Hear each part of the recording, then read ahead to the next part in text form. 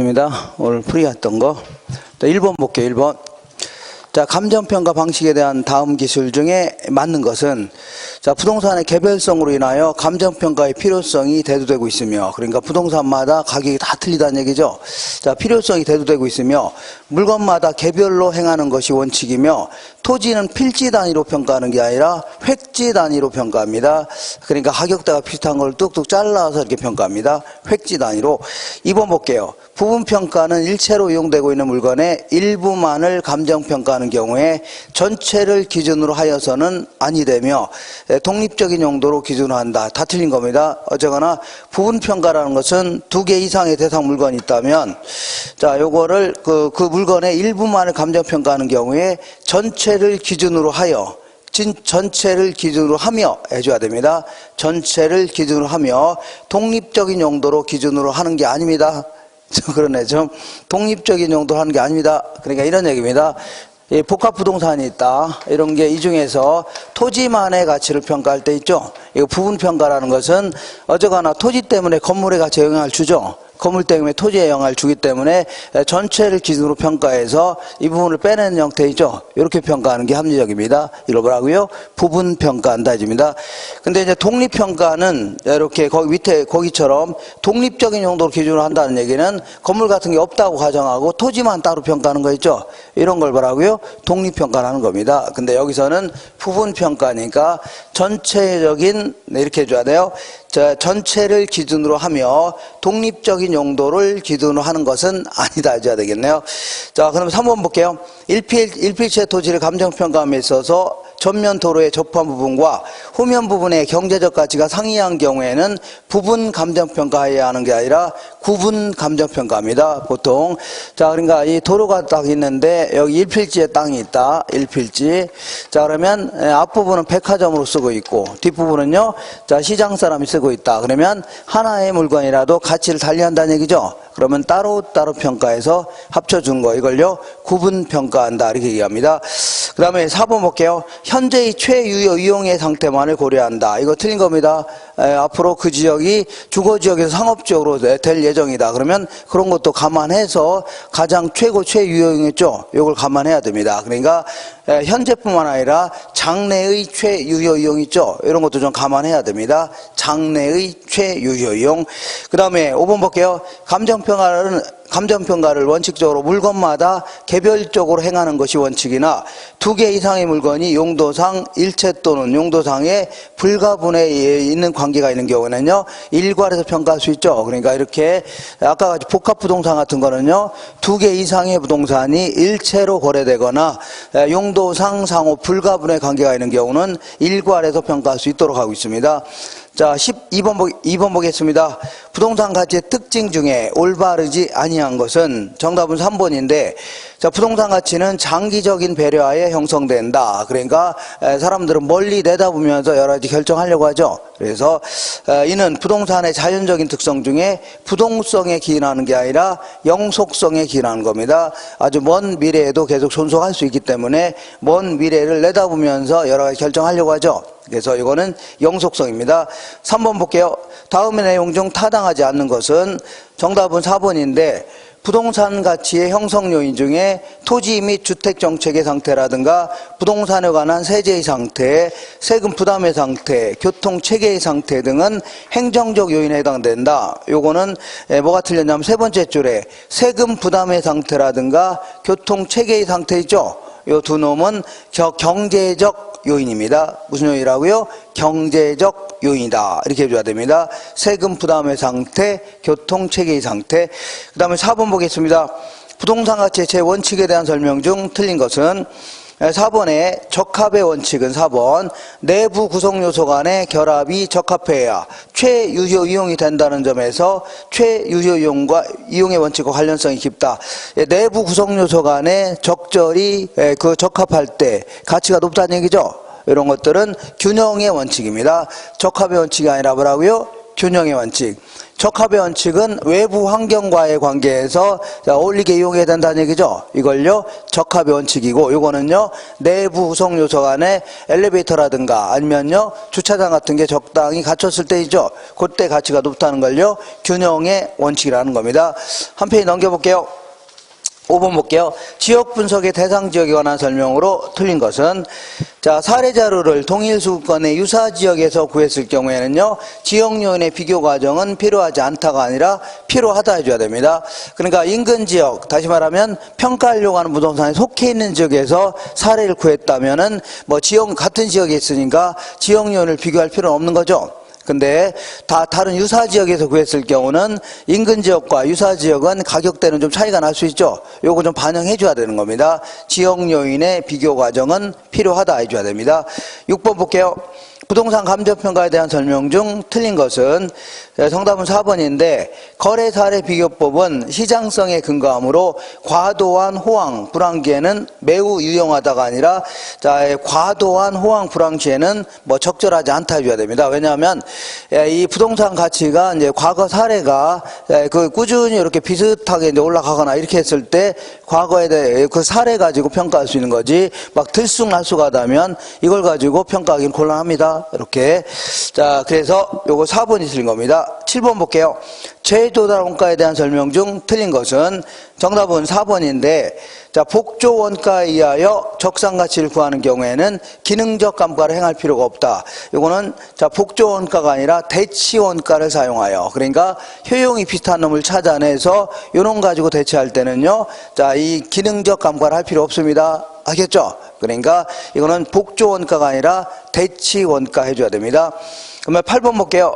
감정평가의 감가 수정과 기업에게 감가상각을 비교한 것이다. 바르게 설명된 것이 아닌 것은, 자, 1번에 보니까 감가 수정은 기준 시점에서의 현재 가치를 파악하려는 게 주된 목적입니다. 그러니까 현존재와의 가치를 평가하는 게 주된 목적이라면, 기업 회계상 감가상각은요, 자, 이 취득 원가를 비용으로 배분해서 적정한 매액이 경영 성과를 파악하려고 하는 겁니다.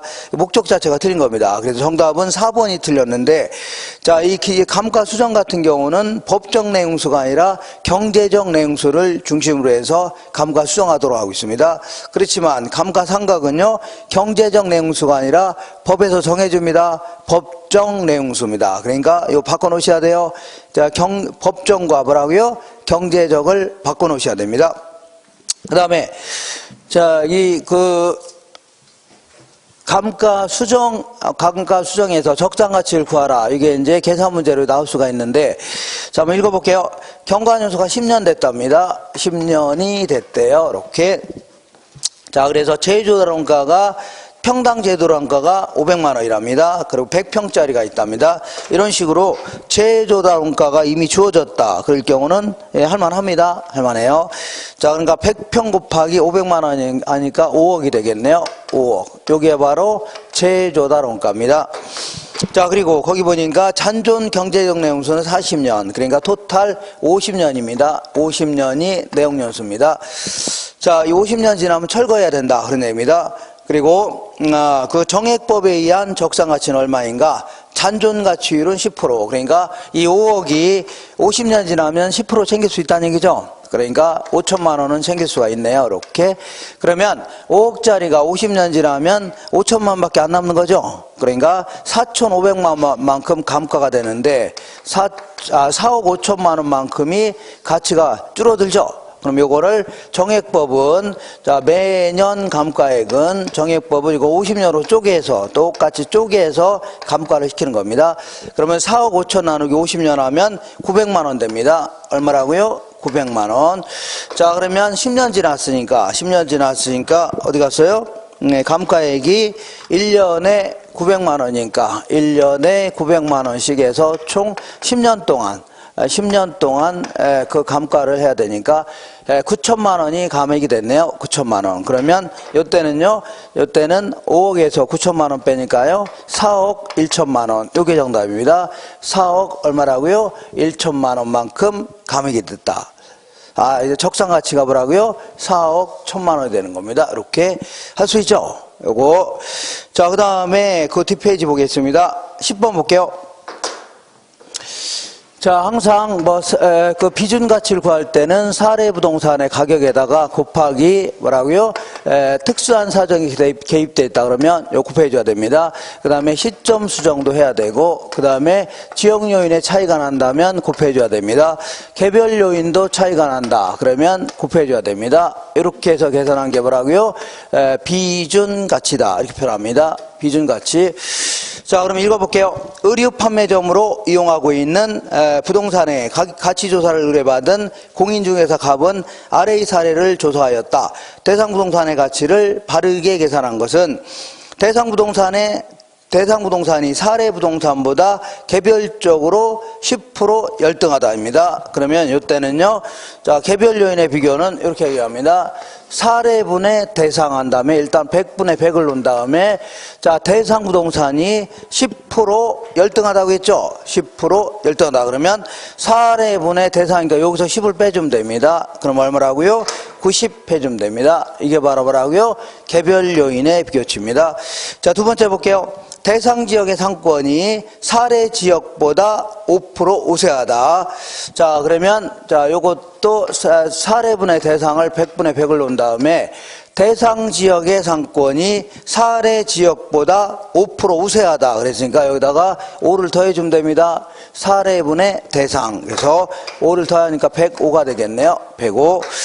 그 다음에 세 번째 볼게요. 사례 부동산은 이틀 전에 10억에 거래했으니까 이틀 전에 거래했으니까 물가가 이틀 동안에 물가가 올라갈 가능성은 별로 없을 겁니다. 그래서 10억에 거래됐으니까 이틀 전에, 그러니까 시점성 없네요. 그러니까 요것만 곱해주면 됩니다. 요거 곱하면 돼요. 자, 이렇게 돼 있는 게 몇 번이냐면 4번에 있을 겁니다. 4번. 이렇게. 자, 11번 보겠습니다. 자, 다음 자료로 1년간의 연간 실질임료와 지불임료를 구하면 각각 얼마인가? 자, 실질임료라는 것은 어쨌거나 임대료 성격인 건 다 포함시키라는 얘기입니다. 임대료의 성격이 있는 것은 다 포함시켜라. 그러면 매월 순 지불임료가 그 300만 원인데, 자, 300만 원에다가 곱하기 얼마 해줘야 돼요? 12달 해주면 되죠? 그러면 3,600만 원. 여기에 바로 매년 순 지불임료가 되겠네요. 3,600만 원입니다. 자, 3,600만 원 이렇게 해줄게요. 이렇게. 그 다음에 자, 이 보증금 1억인데 요거를 은행에다 이체하게 되면 12%를 받을 수가 있답니다. 그러면 1,200만 원 받을 수 있겠네요. 이게 바로 예금적 성격의 일시불 운용이익입니다. 그 다음에 연간 필요재 경비가 3천만 원이랍니다. 3천만 원. 이거 전부 다 합쳐줘야 됩니다. 자, 그러니까 그 7,800만 원. 7,800만 원이 뭐라고요? 그 실질임료입니다. 그러니까 어쨌거나 임대료 성격은 다 포함시키라는 얘기죠. 그 얘기하는 거고. 그 다음에 지불임료는, 자, 이 보증금 같은 거 빼고 매년 지불하는 걸 얘기합니다. 매년 지불하는 것은 요것도 매년 지불하는 거네요. 요 필요재경비도 매년 지불하는 거죠. 그러니까 요거 합치니까, 요 두 놈 합치니까 얼마라고요? 6,600만 원. 요게 바로 매기 지불임료입니다. 정답은 2번으로 했어야 돼요. 2번. 실질임료는요 7,800만 원, 지불임료는요 6,600만 원 이렇게 해줘야 됩니다. 12번 보겠습니다. 자, 우리 환원이율을 구하는 방법은 뭐라고요? 시조 12다. 시조 뭐라고요? 12 이렇게 딱 적은 다음에 얘는요 시장 추출법, 조성법, 이걸 요소 구성법 이렇게 되게 합니다. 그 다음에 얘는요 투자결합법, 엘우드법, 마지막으로요 부채 감당법 이렇게 하는데, 자, 시장 추출법은 어쨌거나 사례가 나오면 무조건 뭐라고요? 시장 추출법입니다. 얘는요 오염에 따라서 가감해가는 이런 형태입니다. 그리고 투자결합법은 이제 물리적 투자결합법과 그다음에요 금융적 투자결합법 구분할 수 있는데, 어쨌거나 얘네들은 계산 문제가 아니라면 무조건 다르다. 자, 다르다, 분리될 수 있다 이런 표현이 나와야 됩니다. 예를 들어 물리적 투자결합법은 소득을 창출하는 부동산의 능력이 토지와 건물이 다르다. 그리고요 분리될 수 있다 이런 표현 나와야 됩니다. 그 다음에 엘루드법은요 LG전자의 주식 가치가 오르락내리락 한다는 얘기죠. 그래서 엘루드법 같은 경우는 나중에 지분이 돈 일부 갚으면 달라질 수 있죠. 그 다음에 세전 현금수가 달라지는 것도 감안하고 나중에 부동산 가치가 변하는 거 있죠. 이것도 다 감안하겠다는 얘기입니다. 그 다음에 이 부채감당법은요. 부채 감당률을 가지고 저당 투자자 입장에서 뭐라고요? 부채 감당률 가지고 구하는데 이거는 공식을 좀 기억하세요. 저부대 기억하시면 됩니다. 무슨 부대라고요? 저부대 저당 상수에다가 부채 감당률에다가 대부비율 곱해주면 됩니다. 자, 12번 볼게요. 자, 자본 환원율을 결정 방법에 대한 설명 중 옳은 것은 시장 추출법은 대상 부동산에 관한 위험을 여러 가지 구성 요소로 분해한 다음에 어쨌거나 위험 나왔으면은요 시장 추출법이 아니라 조성법입니다. 요소 구성법 이렇게 해줘야 돼요. 시장 추출법 지우시고 뭐라고요? 조성법 해줘야 됩니다. 뭐라고요? 조성법. 2번 볼게요. 요소구성법은 대상부동산과 유사한 최근의 매매 사례 이렇게 나왔죠. 이거는 요소구성법이 아니라 시장추출법입니다. 뭐라고요? 시장추출법. 그래서 2번 틀렸고, 자 3번 볼게요. 물리적 투자결합법은 소득을 창출하는 부동산 능력이 토지와 건물이 서로 동일하다, 분리될 수 있다. 동일하다 이 나오면 안 됩니다. 다르다 나와야 됩니다. 뭐라고요? 다르다. 예, 틀린 겁니다. 4번 볼게요. 엘루드법은 매 기간 동안의 현금 수지라든가 기간 말 부동산의 가치의 증감분, 보유기간 동안의 지분 형성분의 세 가지 요소가 자본 환원율에 미치는 영향으로 고정되어 있으며 소득과세가 부동산 가치에 영향을 주는 것을 고려하지 못한다. 이거 다 맞는 표현입니다. 그 다음에 5번 볼게요. 금융적 투자결합법은 저당 투자자의 요구 수익률과 지분 투자자의 요구 수익률이 다르다는 거에 착안한 것이며 지분 투자자의 요구 수익률은 저당 상수 사용하는 게 아니라 좀 어렵네요. 이거는 저당 상수 지우시고요. 지분 배당률을 사용합니다. 뭘 사용한다고요? 지분 배당률을 사용합니다. 이렇게. 자, 그다음에 13번 볼게요. 감정평가 이론상 환원율을 산정할 경우에 다음 산식에 들어갈 내용으로 옳은 것은 자, 환원율은 우리 수익가치는 전통적인 소득적응법은 순수익을 자, 순영업소득을 적절한 환원율로 나눈 게 바로 수익가치입니다. 수익가치. 자, 그러면 얘를 또 넘길 수 있겠네요. 그러면 환원이율은 부동산 가치분의 순영업소득 이렇게 해도 상관없겠네요. 이렇게. 그래서 기억번은 환원율은 부동산 가격, 가치, 옛날에 막 섞어서 막 얘기했습니다. 부동산 가격분의 뭐라고요? 순영업소득. 그러니까 기억번은 순영업소득 들어가야 됩니다. 그 다음에 그 밑에 환원율은요, 부채 감당률 나왔으니까 저부대 기억나셔야 됩니다. 저당상수, 부채 감당률, 대부비율. 그러니까, 자, 이 없는 거는 저당상수가 없네요. 니은번은요, 저당상수 집어넣어야 됩니다. 뭔 상수라고요? 저당상수 집어넣어야 됩니다. 14번 볼게요. 부동산 가격공시 및 감정평가에 관한 법률상의 규정에 관한 설명으로 틀린 것은 자 4번에 보니까 개별 공시지가는 어떻게 개자가 들어갔어요? 안 들어갔어요? 개자 들어갔죠? 개자가 들어간 건 누가 평가한다고요? 시군구청장입니다. 개 같은 건 다 누가 한다고요? 시군구청장. 나머지는요, 국토교통부 장관입니다. 그거 기억하시고, 개별 공시지가에 대하여 이의가 있는 자는 개별 공시지가의 결정 공시일로부터 60일 이내가 아니라 30일 이내입니다. 숫자 기억하세요. 30일 이내에 서면으로, 그 다음에 또 틀렸네요. 국토교통부 장관이 아니라 시군구청장에게 이의를 신청할 수 있다. 그래줘야 됩니다. 시군구청장. 그 다음에 15번 볼게요. 부동산 감정평가에 대한 설명 중 틀린 것은 4번에 기준 시점은 미리 정해진 경우를 제외하고는 감정평가서 작성을 완료한 날짜가 아니라 가격조사 완료일. 뭐라고요? 가격조사 완료일. 이게 바로 자 기준 시점이 되는 겁니다. 가격조사 완료일. 자, 요 좀 기억이 좀 안 날 겁니다. 안 나더라도 요걸 가지고 또 다시 할 거니까 그때 또 정리하시면 됩니다. 알겠죠? 자, 오늘은 어디를 볼 거냐면, 지금 이게 다 정답 위주로 쭉쭉쭉 나가니까, 저런 걸 했었나, 약간 생소하기도 하고, 언뜻 들어본 것 같기도 하고, 어렴풋이 기억날 듯 하기도 하고, 이럴 겁니다. 자, 오늘은 어디를 볼 거냐면요, 그 36페이지 한번 보겠습니다.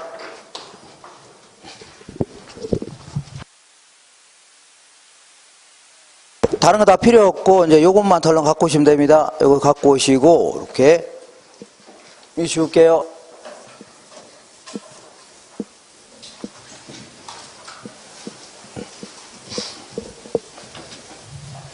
자, 이쪽으로 좀 오겠습니다. 이쪽으로. 우리 같은 수요자 입장에서는, 사는 자 입장에서는 이렇게 어떤 재화의 소비량, X제의 소비량, Q라는 게 수량입니다. 이거 이제 여기서는 소비량 생각할게요.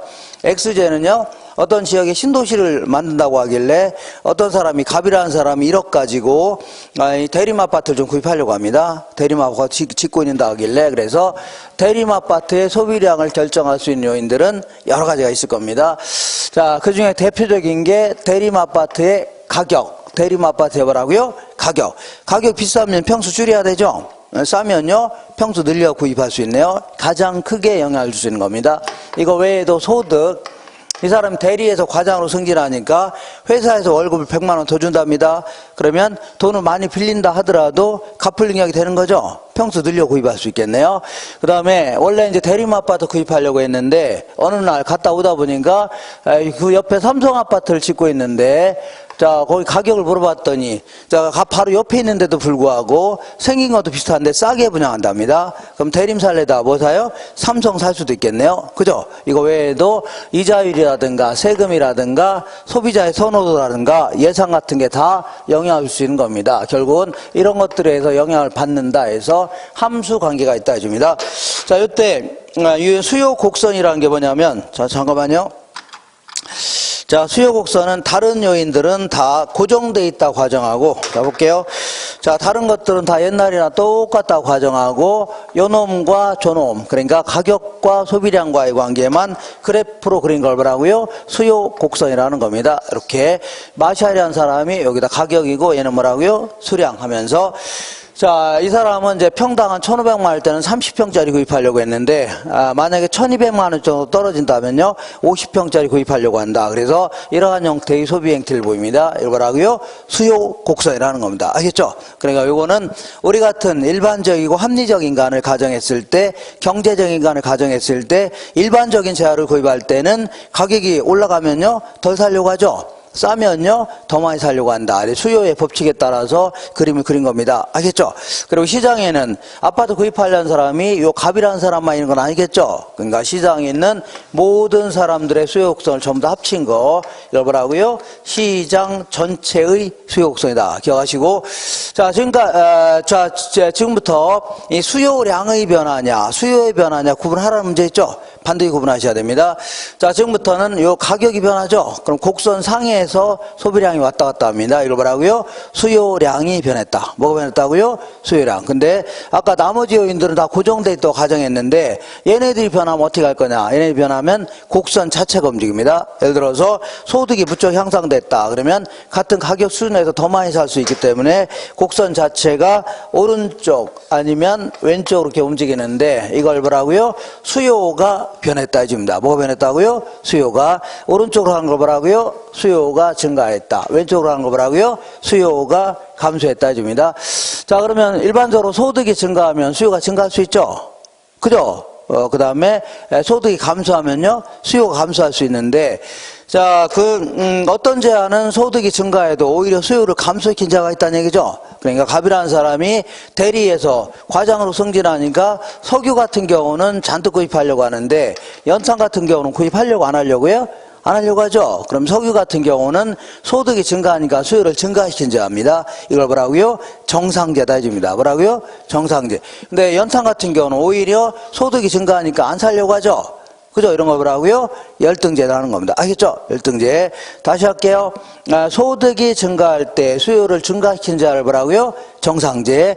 소득이 증가할 때 오히려 안 살려고 하는 자를 뭐라고요? 열등제다. 기억하시고. 그 다음에 이번에 요거와 관련돼 조금 자세히 알아볼게요. 자, 요번에 구입하려고 하는 재화가 오비 맥주인데 주변에 있는 하이트 맥주가 또 있답니다. 이렇게. 근데 오비를 먹거나 하이트를 먹거나, 자, 이 맛도 비슷하고 생긴 것도 비슷하고 그 다음에 뭐라고요? 품질도 비슷하다고 가정해자. 그러니까 어떤 걸 먹거나 만족감의 차이가 없다는 얘기죠. 그러면 가능하면 사람들은 싼 걸 소비해요? 비싼 걸 소비해요? 싼 걸 소비하죠. 비싼 거를 덜 사고 싼 걸 더 많이 사려고 할 겁니다. 이렇게 상대적으로 비싸진 놈을 덜 사고 싼 놈으로 대체하려고 한다는 얘기죠. 그래서 이 두 가지 재화를 뭐라고요? 대체재주입니다. 그러니까 오비를 먹을까 하이트를 먹을까 고민하고 있었는데 하이트 가격이 올랐다는 얘기죠. 뭐 하이트 안 사고 오비를 더 사려고 하겠네요. 그죠? 이런 걸 뭐라고요? 오비 입장에서 하이트가 대체재, 하이트 입장에서 뭐라고요?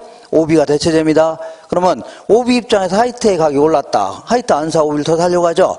대체재 가격이 오르면 해당 재화의 수는 증가하는 겁니다. 이렇게 정리하시고, 이번에는 이 커피를 마시려고 하는데 사람들은 전부 다 믹스 커피만 먹는다 가정해보자. 그러니까 프림도 같이 있어야 되겠네요. 그러니까 커피가 있으면 뭐가 있어야 돼요? 프림이 있어야 됩니다. 그래서 함께 소비해야 되는 재화를 뭐라고요? 어쨌거나 프림 가격이 올랐다. 그럼 프림 살려고 안 살려고요? 안 살려고 하죠. 그럼 프림도 없는데 커피만 덜렁상이 그렇죠. 커피도 덩달아 안 살려고 하겠네요. 이런 식으로. 아니면 거꾸로 프림 가격이 하락했으면 프림 잔뜩 살려고 하죠. 커피도 더 사려고 하겠네요. 이런 식으로 함께 소비해야 만족감이 커지는 걸 뭐라고요? 보완제라는 겁니다. 그러니까 보완제 가격이 올랐다 그러면 무조건 프림 가격이 올랐다는 얘기죠. 프림 안 사고 커피도 안 사려고 하네요. 수요가 감소하는 겁니다. 그러니까 자, 요 항상 대체제한 뭐라고요? 오비하고 화이트 생각하시고, 자, 보완제한 뭐라고요? 커피하고 프림을 생각하시면 됩니다. 커피하고 뭐라고요? 프림을 생각하시면 됩니다. 요게 답니다. 이게 많은 것 같지만, 자, 이게 다예요. 할 것도 없습니다. 자, 그 다음에 이번에는 요쪽으로 좀 오겠습니다. 요쪽으로 요거 좀 들고 갈게요. 자, 이쪽으로 오셔서, 이쪽으로 어떻게, 뭐, 여기 계셨네요? 왜 이쪽으로 오시지? 왜 구석탱이 처박혀서. 자, 그 다음에 이제 이번에는 공급에 대해서 알아볼게요. 뭐라고요? 공급. 자, 공급은 순전히 파는 쪽에서만 분석하는 겁니다. 뭐라고요? 파는 쪽. 사는 쪽 신경 쓰지 마시고, 파는 쪽 있죠? 이쪽에서만 신경 쓰는 겁니다. 자, 이 Q라는 게 수량인데, 이거는 판매량. 정확히 얘기하면, 판매하고자 의도된 양 이렇게 해야 되는데 이렇게 하면 좀 번거로우니까 그냥 판매량. X제는 뭐라고요? 대림아파트. 아까 그 신도시 예정지역에 대림산업이 아파트 지어서 팔으려고 합니다. 그러면 대림아파트의 판매량에 영향을 줄 수 있는 것들을 쭉 한번 나열해 보겠습니다. 자, 먼저 대림아파트의 가격이 원래 한 1,200만 원 정도가 형성돼 있어서 한 30동을 지으려고 했는데 이번에 갑자기 대학교가 하나 들어오기로 했답니다. 그러면서 가격이 막 올라갔다는 얘기죠. 그러면 더 많이 공급하고 싶겠네요. 더 많이 짓고 싶죠? 이렇게. 자, 기업은요, 뭐가 목표예요? 이윤의 극대화가 목표입니다. 그러니까 가격이 좋아지면 더 많이 만들고 싶을 겁니다. 거기다가. 그 다음에 뭐 기술 수준이라든가 아니면요, 생산 요소의 가격이라든가 아니면요, 그 기타 여러 가지 뭐 이자율이라든가 세금, 공급자 예상, 기후라든가 이런 거 있죠? 다 영향을 줄 수 있다는 얘기입니다. 결국 이런 것들에 의해서 함수 관계가 있다 해줍니다. 이렇게. 자, 그러면 공급 곡선이라는 게 뭐냐면 이렇게 볼게요. 공급 곡선은 일단은 여러 가지 요인들을 요놈과 요놈으로 딱 쪼개본 다음에 일단 다른 것들은 다 옛날이라 차이가 없다고 가정하고 고정돼 있다고 가정하고 요놈과 요놈 해당 재화의 가격과 판매량과의 관계만 그래프로 그려본 겁니다. 이걸 뭐라고요? 공급 곡선이라는 겁니다. 자, 대림 입장에서는 평당 한 1,200만 원이라면 한 30동 정도 지으려고 했는데 갑자기 뭐 고등학교가 들어온다 하길래 대학교 들어온다 하길래 가격이 좋아질 수 있죠. 그럼 다른 데 안 짓고 여기다 더 많이 지을 수도 있겠네요. 그러다 보니까 이러한 형태의 판매 행태를 보게 됩니다. 이렇게 이걸 뭐라고요? 서플라이 해줍니다. 자, 가격이 오르면 공급량을 늘리고 싶죠. 그러니까 예를 들어 겨울철에 어떤 롱 패딩 코트의 가격이 좋아졌다는 얘기죠. 그러면 기업들은 이거 서로만 많이 만들려고 할 겁니다. 어떤 옷은 가격이 뚝뚝 떨어진다. 그러면 그런 거 만들려고 안 만들려고요? 안 만들려고 하죠. 이걸요, 공급의 법칙이다. 공급의 법칙이 뭐예요? 가격이 오르면 공급량을 늘리려고 하고 가격이 하락하면요, 공급량을 줄이려고 한다. 이걸 뭐라고요? 공급의 법칙이라는 겁니다. 자, 지금부터 이 공급량의 변화냐, 공급의 변화냐 구분하라는 문제가 나오면 반드시 구분하셔야 됩니다. 자, 지금부터 이 가격이 변하면 곡선 상해에서 판매량이 왔다 갔다 합니다. 이걸 뭐라고요? 공급량이 변했다 해줍니다. 근데 아까 다른 요인들은 고정되어 있다고 가정했는데 나머지 요인들이 변하면 어떻게 할 거냐? 이때는요, 곡선 자체가 막 움직입니다. 예를 들어서 기술이 부쩍 향상됐다. 그러면 동일한 가격에서 더 많이 공급할 수 있으니까 곡선 자체가 오른쪽 아니면요 왼쪽으로 이렇게 움직입니다. 이렇게. 자, 이걸 뭐라고요? 공급이 변했다. 자, 지금부터 오른쪽으로 가는 걸 뭐라고요? 공급이 증가했다. 왼쪽으로 가는 거 뭐라고요? 공급이 감소했다 해줍니다. 자, 예를 들어 기술이 향상됐다. 그럼 공급이 증가할 수 있는 겁니다. 생산 요소 가격이 하락하면요 공급이 증가할 수 있는 겁니다. 이렇게 해서 이게 답니다. 그 시장에서는 아파트 건설사가 굉장히 많이 있겠죠. 전부 다 합친 게 뭐라고요? 시장 전체의 공급성이다 이렇게 얘기합니다. 자, 요걸 기초로 해서 문제를 좀 풀어볼게요. 문제를 자 36페이지 한번 보겠습니다. 36페이지. 자, 1번에 일정 기간이 명시되어야 측정이 가능한 변수인 유량 개념과 일정 시점에서 측정이 가능한 저량 개념 중에 저량 개념에 해당하는 것은 모두 몇 개인가? 일자는 이제 순영업소득은 1년간의 순영업소득 이렇게 해줘야 되죠. 이거는 유량 변수입니다. 주택 거래량도 1년 동안의 거래량 이런 식으로 해야 되기 때문에 이것도요 유량 변수입니다. 항상 재고량 하면요 특정 시점의 존재량을 얘기하는 겁니다. 그러니까 요거는요 저량 개념입니다. 그다음에 국내 총생산은 보통 1년 동안 대한민국에서 생산한 생산물의 총 시장 가치 있죠. 요걸요 국내 총생산 GDP 해줍니다. Gross Domestic Product 해줍니다. 그다음에 인구수는 항상 인구는 계속 변동될 수 있죠. 항상 특정 시절 명시해 줘야 됩니다. 인구수는 오늘 현재 남양주시의 인구가 68만 2325명이다 이렇게 해줘야 됩니다.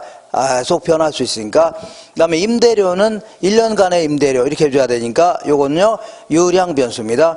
그 다음에 요 조심할 게 인구수 하면요 자, 이 저량인데 인구 변동분은 자 인구가 30% 증가했답니다. 그럼 30% 증가가 자 1년 동안에 증가한 건지 100년 동안에 증가한 건지 알 수 없는 거죠. 그죠? 그러니까 작년 말 인구에 비해서 1년 동안에 30%가 증가했다. 이렇게 해줘야 되죠. 그러니까 요 인구 변동분 이렇게 할 때는요 이거는 유량 변수입니다. 알 수 있죠? 헷갈리나요? 안 헷갈리죠? 인구 변동분 할 때는요 유량 변수입니다. 자, 신규 주택 공급량은요 작년 1년 동안의 공급량 이렇게 해야 되니까 이것도요 유량 변수입니다. 그러니까 저량 변수에 해당되는 것은 디귿번, 미음번 이렇게 체크해야 됩니다. 디귿번, 미음번. 2번 볼게요. 부동산 수요 공급에 관한 설명 중 올바른 것은 자 수요 곡선이라는 게 뭐냐면 가격과 소비량과의 관계만 그래프로 그린 겁니다. 자, 수요 곡선이란 단위당 임대료와 수요량과의 관계를 나타내는 것으로 이걸요 우상향이 아니라 우하향하는 모양입니다. 우측으로 내려가는 모양 있죠. 우하향으로 이동했다는 얘기가 아니라 우하향으로 자 내려가는 모습이다 그런 얘기입니다. 틀렸고 1번 수요 곡선 자체가 변하는 걸요 수요량의 변화가 아니라 수요의 변화다 해줍니다. 뭐의 변화라고요? 수요의 변화. 자, 3번 볼게요. 핵가족화, 인구 증가, 소득 수준의 향상, 대체재의 가격 상승 등은 수요의 증가율이다. 이거 맞는 겁니다. 자, 특히 핵가족화하면요 4대가 한꺼번에 살 때는 집이 한 채면 되죠.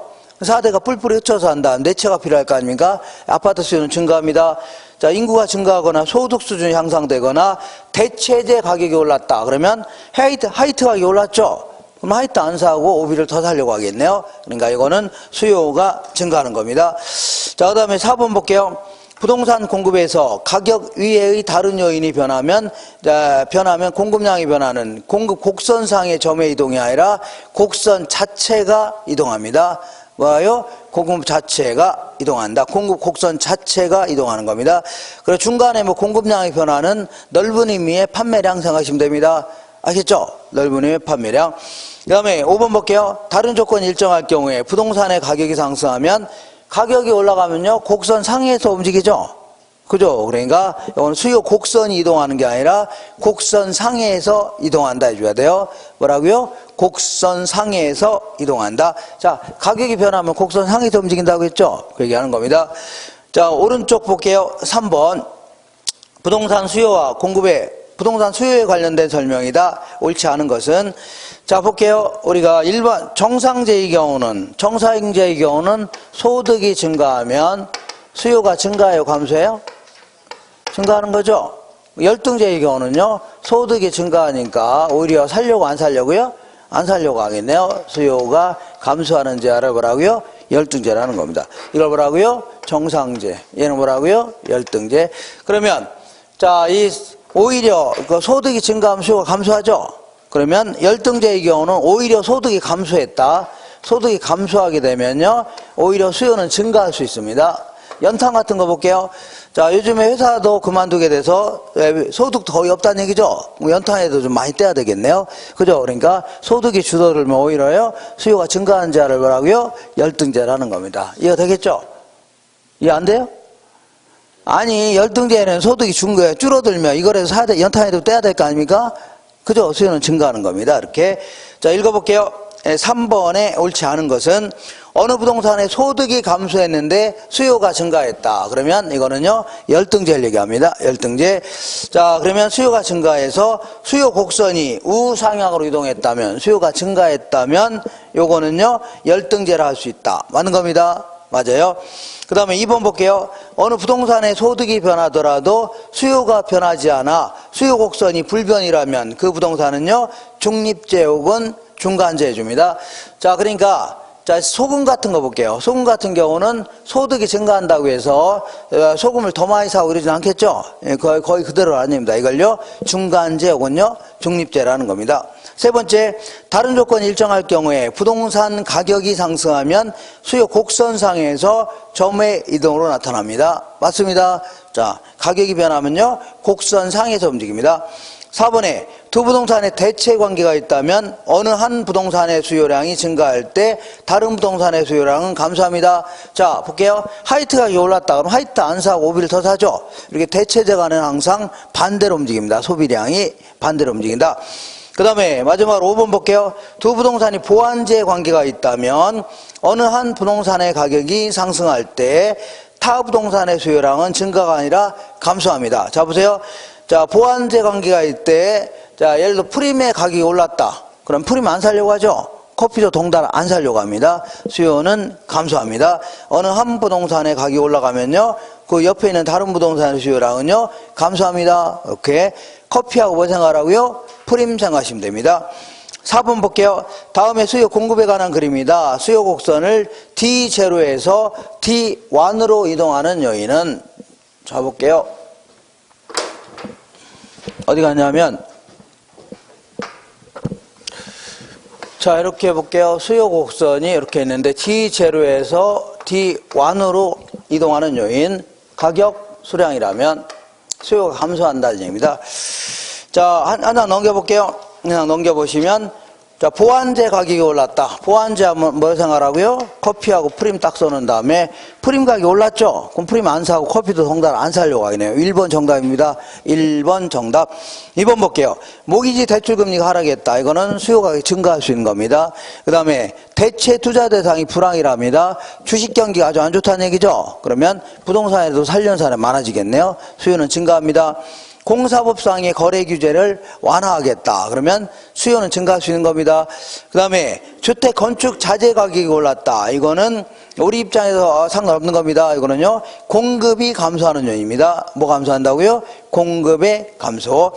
5번 볼게요. 부동산 시장에 관한 설명으로 틀린 것은, 자, 건설 노동자의 임금이 상승하면요, 그 공급이 증가하는 게 아니라 임금이 올라가게 되면 생산 요소 가격이 오른 거죠. 공급이 감소할 수 있는 겁니다. 뭐라고요? 공급은 감소한다.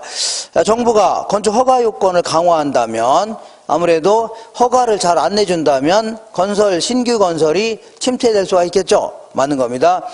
부동산 경기 조절 정책은 일반 경기 조절을 위한 수단이 될 수 있죠. 그래, 부동산 경기가 좋아지면 당연히 일반 경기까지 파급 효과로 좋아질 수가 있는 겁니다. 많은 겁니다.